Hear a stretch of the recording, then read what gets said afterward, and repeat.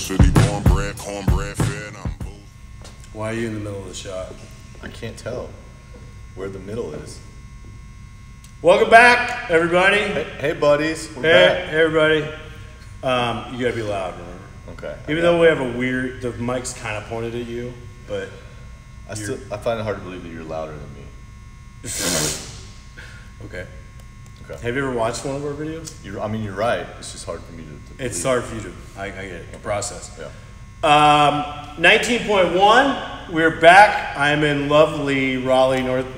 Shit. Can you, I'll get it. It's weird. I'm getting way over here. 19.1, we're back. I'm in Raleigh, North Carolina with John Dill, who is now my partner in business and in life. Not in life. Just in every way. John Dill actually owns me, the Outlaw way, but it's me too now. And his soul, most of his soul. And a little bit of my soul, but not my quads. So they're all mine. I don't know. That was stupid. Forget it. We're going to talk about 19.1. By the way, we're on 19 at the beginning of the point. I just said it's 8 years. 8 years we've been doing these videos. Mm-hmm. That's a long time. Maybe I should get work at McDonald's or something. Is it like a break? Take a break? Take a break. McDonald's break. I think I did that right. 19.1 is 15-minute AMRAP of 19 wall balls and 19 calorie row. Also known as, you're supposed to say something about it being aerobic. Oh, also known as a 5K. A 5K, or just a rowing workout. Yeah. I don't want to go too far down that, but I mean, the majority of the time, the majority of the effort, something like 62%, 63% is going to be spent on the rower. If you're a good rower, also this video should also be entitled Sam Briggs might be my favorite CrossFitter of all time. The look she gets in her eyes is pretty crazy. She's intense. And also one of the best female rowers on the planet. Yeah. And are you ready for it? You know that for like 5 years in a row, I've predicted that almost every workout Sam's going to win. She's going to win this one. I mean, maybe I'm wrong. Maybe somebody will beat her, but I doubt it. Yeah. She's just an incredible rower. The structure of it is very simple, so we'll talk about this more later, our suggestions for what you should do, how you should speed things up, how you should pace, but it's just wall balls and row. This is like if your clients walked into the gym and saw this workout on the board, they would not be excited. No. Because it's just over and over again, repetitive, aerobic, blah, blah, blah. Sam's time splits, whatever you want to call it. Her fastest round was 33 seconds on the wall balls, which is very fast. Because of the 9-foot target, that's why I think Sam's going to win the world. But because of the 9-foot target, there's only so fast you can do wall balls, right? Her slowest round is 45 seconds. Amanda, you wrote the notes down, right? Amber did. You didn't? Oh, Amber did. Oh, well, whoever wrote the notes down put in parentheses next to this, not great. Fuck you, right? You think Sam was like not trying? Not great. Not great. But the interesting thing about the rounds too, you'll notice with Sam, that those of you who watch the video or looking at the times, her split when she started, her slowest, and then her average, right? At the end, you need to wait to get into that. This is like her third round. Right. It was right. It was an anomaly. Her last round was 40 seconds. 40. So not a huge difference there. So any kind of strategy about like, oh, wait until this mark, then hit the gas, or start off fast, and then it's an aerobic workout. Yeah. Start off at the pace you feel like you can hold almost exactly through the entire time through. So for me, being a kind of a workout nerd or whatever, her 38-second average here, if you consider that her first round is 33 and she actually dropped off on her third-ish round to 45, this is immaculate, right? This is Froning level, repetitive. Just do the same thing, get your 80-85% pace, and just work forever. So the row, I didn't put very many notes because you can see the board here. Look at this. 1 minute, 1 minute, and 1 second. 59 seconds, so she made it up on that. 109, ironically, coming right after the 45, right? So a little bit of lactic threshold. She probably pushed a little bit too hard in the first couple rounds. Hit lactic threshold because Sam's like a world-class endurance athlete. She came right back. 103, heart rate slows back down. 101, 101. This is absurd. So 1 minute every round in the row. So we'll get into this more, but I mean, what do you think? What do you? First of all, I can't row 19 calories in a minute. I mean, I can, but I'm going to pass out when I get off the road, right? Yeah. I can't do it continuously for 15 right minutes. after that, we had 2 of our 6 foot tall plus athletes go, gentlemen, of course, and they weren't doing that on the road. Yeah, this is an absurd pace for a female athlete. Not that you guys know. What have you done? Oh Lord, men are tall. Rowing's easier for taller, longer people, right? Humans. Taller, longer Regardless of humans, their right? genitalia. Yes, if there was a female athlete that was like 6'1", like I don't know, other athletes, then they'd probably be able to keep that kind of pace. So we're gonna break down some strategies, some tips, movement tips, stuff like that for each of the movements, and try and get you guys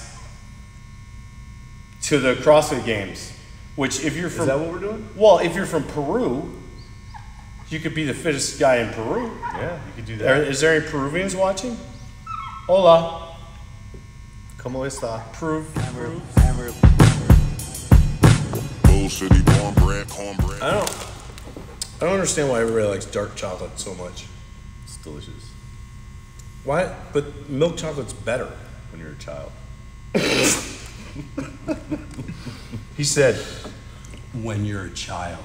If you didn't hear that, I talked into the mic. All right. Were So you just making fun of me there? no, that was good. Okay. I'm afraid that people didn't hear you. Okay. And then when I just did that and talked into the mic, it's gonna blow their speakers. Yeah. It's Got all it. right. Got him, suckers. Wall ball and row. So we're gonna break these down. So these are pretty easy movements, but there's a lot to be said for, no matter what level sort of athlete you are, there's a lot to be said for getting 6 more reps on this workout, right? We see that every year, don't we? Every year it's like, if you can get 3 more reps, you can get 2 more reps. There's always that log jam at 19, 38.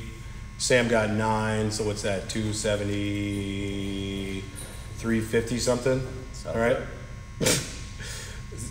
Don't get mad if I didn't do the math right there. But there's going to be a log jam for most people, there's going to be a log jam in the high 200s or mid 200s, and any of those, if you can score 3 more reps, it's going to help you a ton. And a lot of these things are things that you wouldn't necessarily normally think of, but hopefully we give you this and you can take something from it and sort of make it, I don't know, make those 3 or 4 extra reps occur. What's funny? I was just smiling. Oh, at someone else. my bad. Okay, wall ball. Bounce at the bottom. Do I need to? You remember like 5 years ago when No one remembers. No. I'm the only one. Yes. Fuck. You know when you're the old guy. Like 5 years ago when they were saying limit your depth on your wall balls because 5 years ago when we were still regionals. yeah, when there was regional. You remember regionals? Vaguely. I loved past tense regionals. We know. They're my favorite. We know. Because you could like get close. Anyway, rest in peace regionals. Sanctionals. Let's not go on a tangent. Let's just stick to the. No, can I just talk about the word? You can do whatever you want. It's like it makes snot come out of your nose when you say it. Sanctionals. Sanctionals. Like I like sectionals and I like regionals, but I don't necessarily like it. I like the idea. It's awesome. Wadapalooza, people qualify from there. It's great, right? Yeah. Sanctioning events. That's awesome. It's like Just don't like the word. fucking NASCAR. It's like NASCAR, right? It's like I a don't know season. anything about NASCAR. I don't either. I just I came don't up think with they that. have I don't think it's anything. They don't have sanctionals. No, I think they're just the races. Sanctionals. Everybody's gonna be saying it like that tomorrow. It's No gonna be one's funny. gonna be saying it like that. Maybe they won't. All right, fuck you. Bounce at the bottom. So don't limit your depth, right? Ride the bounce out of the bottom. Let the stretch shortening cycle carry you back up 2 feet or whatever. It does not behoove you to limit your depth, right? The only way that you're gonna get through this many reps is gonna end up being 120 to 170 for people. The only way you're gonna get through this many reps is not by limiting, because when you limit, you actually use more muscle.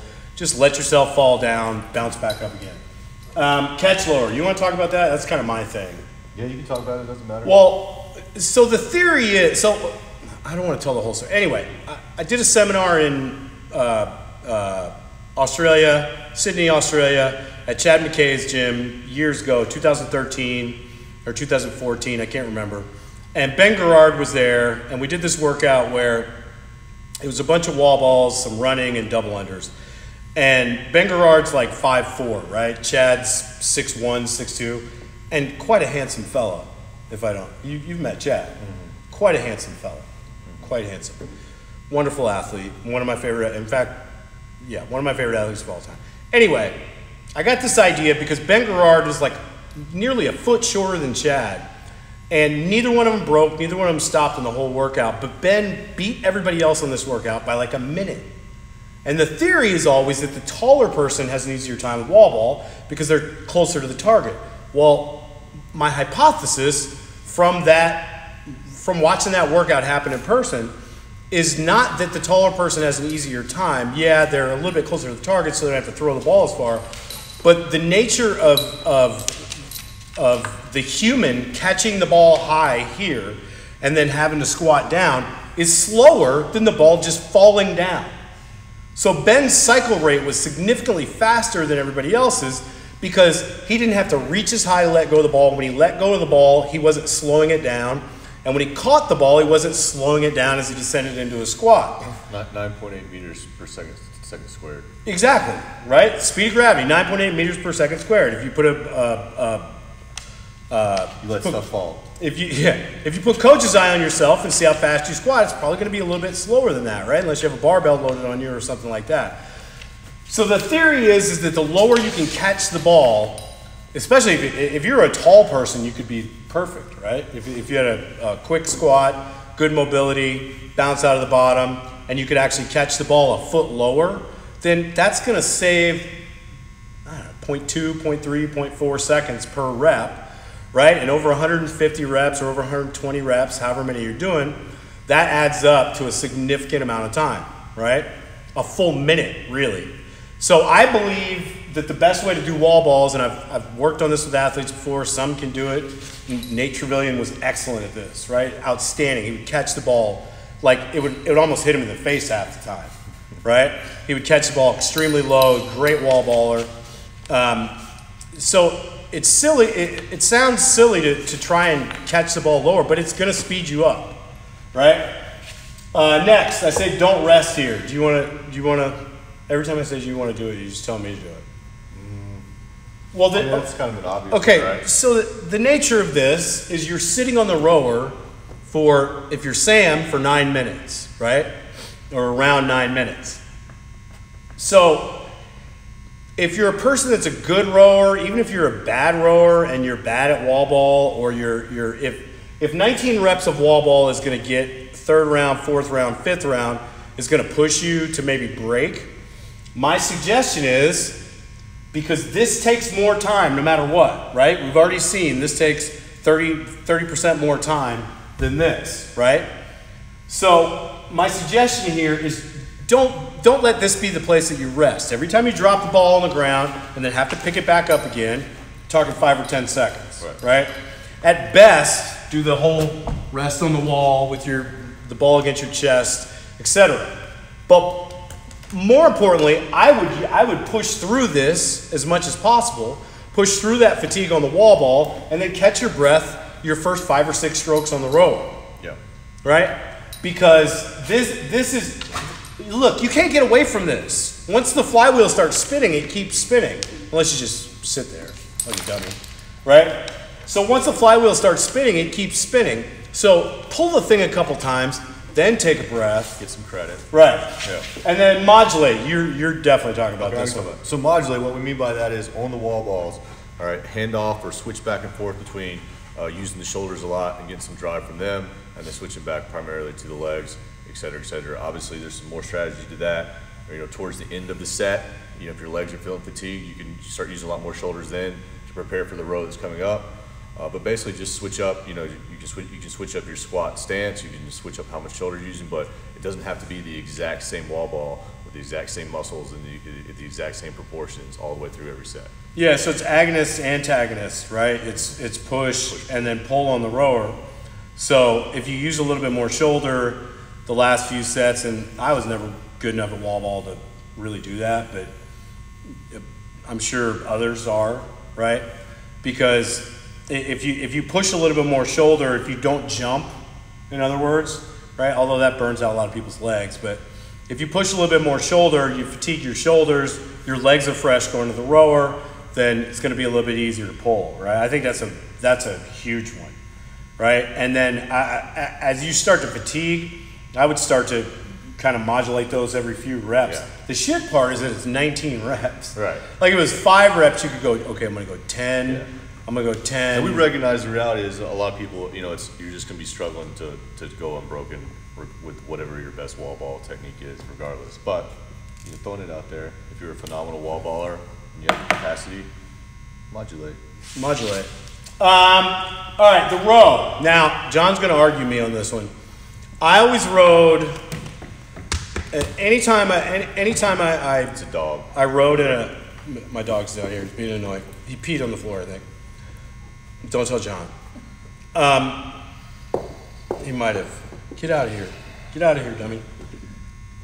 Okay, you're pretty. I know. Go. Made him chase the ball. Smart. Dogs like balls. Dogs like balls. I forgot what I was talking about. Oh, my strategy is always when I have to get on the row or get off, if I'm going to do something that's not going to take that much time, is I just leave the stirrups loose, right? Because they're all kind of tight if you leave them loose, right? Wow, that might have been the dumbest thing I've ever said. The strap is taut, right? The strap doesn't just fall down; it sits up. So you just slap your feet in, and the only time you really need the strap is when you're finishing the pull and your feet kind of want to come back. And I used to just flex my ankles and catch myself. So for me, transition time, I hated getting in and out of the straps, right? I hated pulling the straps on and then pushing them off. Look, John will argue the other side here in a second. Yeah. But if we're talking 3 seconds per transition and we're talking 8 rounds, how much is that? Well, on either side, it's about a minute, right? It's 48 seconds, we'll say, right? So if you waste 3 seconds pulling those straps and taking them off, that's a minute that you're losing that you do not need to lose. All right. Now, negative side. Your side. Negative Nancy. Now, you argue the Republican side. So I'm not saying that there's not validity to that. I'm saying unless you think you're actually going to the games, right, or you have that kind of capacity, aerobic capacity of a. Everybody from Peru is going to the games. Everybody. But my point is, otherwise you're going to need some rest at some point in the workout anyway, right? Take that rest, take that few extra seconds in your transition, get the stirrups tight. Obviously you want to be smooth about it. Obviously if you know you're taking time to do that, don't take extra time in your transitions elsewhere. You know, move more expeditiously between the two movements. But I would say it's well worth taking a few extra seconds to get so snug. So tucked in this round. I just realized how tired I am. It's late. We're doing this pretty late. It's like 10:30 at night because Rudy was late. I got stuck in traffic for 4 hours. I did. All right, remember the damper, and this kind of, so you can kind of put these two together. All right. I know everybody understands the damper. It's like gearing on a bike. The higher, if you put it up on 10, it's harder to pull, but you exert more force, more torque on the flywheel. If you put it down on 1, it's really easy to pull, but it doesn't, you're not putting a whole lot of torque on the flywheel. You think people are getting bored yet? They watch the whole thing usually. Really? It's like crazy. Yeah, it's crazy. Y'all love the fitness. Love the fitness. Everybody wants to be good at exercising. You look like you've lost a lot of weight. Did you do it for CrossFit? Are we doing this now? What's CrossFit? I didn't do it. No. Is that how you lost this much weight? I lost about 20 pounds, yeah. Doing CrossFit, obviously. No. Oh. What were you doing? Cycling. Just cycling. Riding a bicycle. With pedals. It's technically still CrossFit. No, there was no CrossFitting. Technically still. It could be because they have it at the games. Yeah. I could win that event. Is there a ring? Is there a way I can get in there as a ringer? I probably wouldn't win anyway. I'm only good on my bike. It's not a Schwinn. I forgot what we were talking about. Well, Jesus. So, remember the damper, right? Everybody's kind of got their place where the recommendation is always 4 for the feeling of water. Everybody's kind of got their place where they like to be on the damper. Bigger, stronger athlete, you're just going to pull more You're just going to pull more calories the higher the damper is. There's sort of a cutoff. Marco Coppola, 2 years ago, came in 3rd in the world on the, I think it was 16.5 or somebody will check and tell me I'm wrong about that. But and he was pulling such high. That was the 27, 21, whatever it was, and he absolutely just eviscerated that workout because he was pulling like 2 calories a stroke. Yeah. Right. He's a big dude, very strong, and I believe he had his damper set on about 8. I would have, if I was there, I would have tried to make him go up to 10, because when we're talking about calories, the higher the damper, the more torque you can affect on the flywheel, the higher calorie you're going to get. If some people just feel like they can't row with the damper high, right? So you kind of gotta. This should be a test retest, right? You should sit on the rower, put the damper on something, pull the shit out of it, see how many calories you get. If that doesn't work, go down, go up, whatever it may be. Should right? you give a recommendation for people with no? If you have no idea, no. I just put it on 5, but I would test it. Between 5 and 6 for the gentlemen. Yeah. 4 and 5 for the ladies. And just see how it feels. I'd go a little higher, but that's okay. No, Just as a I starting don't disagree. point. And then, so that correlates with stroke rate, right? So I don't know exactly what stroke rate Sam was rowing at, right? But a guy like Marco, one of those big guys that can just rip the hell out of it, can row like 18 strokes and get 19 calories. Right? Now, here's the nature of the thing though. The lower the stroke rate, the more muscularly fatigued you're going to be, right? The more you're making it an explosive anaerobic movement. The higher the stroke rate, the lower your heart, or the higher your heart rate's going to be, but the less fatigued you're going to be as far as muscular endurance goes, right? So here's the sweet spot for you, or here's the suggestion. If you're an endurance athlete, if you're an excellent aerobic athlete, right? Not either one of us. If you're an excellent aerobic, although the bike, I'm like, I can go a long time. Anyway. I believe you, buddy. If you're an excellent aerobic athlete, then your stroke rate probably needs to be higher, right? If you're just a power, just mongrel of force production, right? Your stroke rate probably needs to be lower, all right? But again, this is kind of, you got to kind of find your place here. And I would, going back to the modulation on the wall ball, I would kind of modulate stroke rate in here a little bit, right? You crazy, man. I'd get the damper someplace where it felt okay either way, and I would kind of slow down, speed up. Like if you're gassed, if you're breathing heavily when you get on the rower, right? Then slow the stroke rate down a little bit and just try and pull the shit out of it. If you're feeling okay cardiovascularly, then get on the rower and just go 30 strokes a minute, something like that. Anything above 30, you're getting to that, like you're not producing enough torque and force and stuff like that though. Last but not least, consistent pace. That's you. Consistent pace, right? So if you were going for a 15-minute jog or bike ride or whatever the case may be, right? You wouldn't start with a sprint or necessarily try to end with a sprint. You might hear people saying like, sprint the last hour. If you have enough capacity left to sprint at the end, you probably didn't pace correctly all the way throughout. If you look at Sam Briggs' splits, they're pretty pretty similar all the way through. So pick a pace you think you can finish at, right? 40 seconds, 1 minute, right? That's pretty much exactly what she held the entire time. Yeah, this is not, dude. Every year we say this. Don't kill yourself. Don't blow yourself up. Blah blah blah.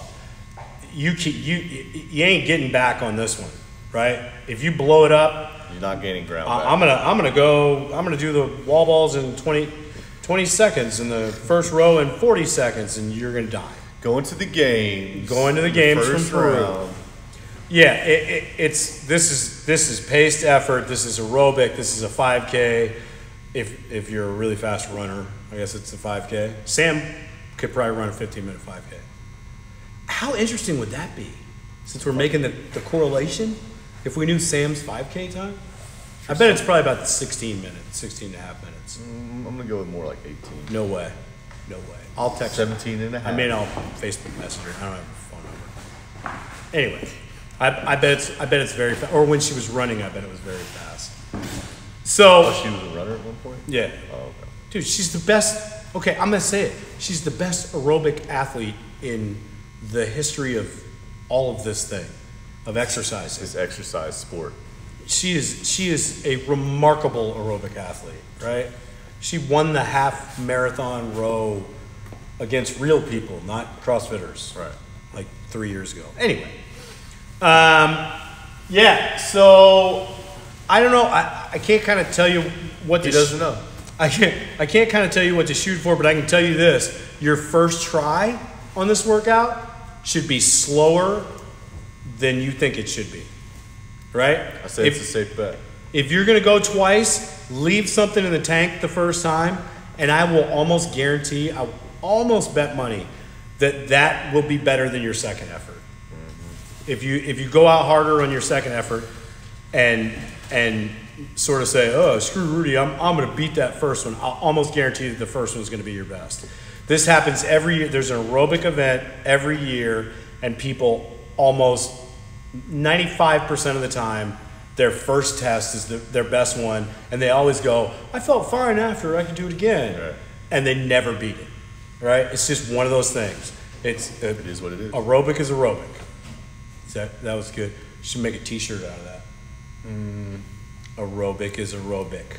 I feel like we would be the only ones that would get it. I wouldn't even wear it. I hate aerobics. That's a good way to finish. Sometimes it hurts.